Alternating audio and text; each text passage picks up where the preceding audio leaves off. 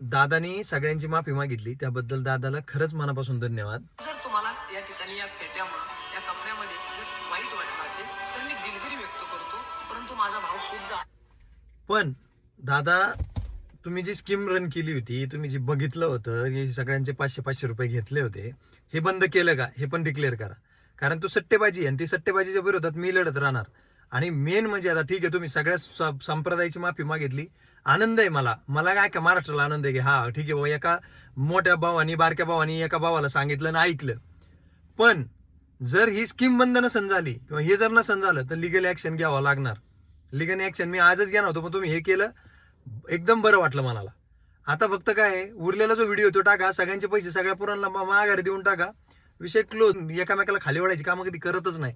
हा, पण तुम्ही जर काहीतरी चुकीचं करत असाल तर तुम्हाला सुचवणं, चांगल्या गोष्टी सांगणं हे माझं कर्तव्य आहे. धन्यवाद.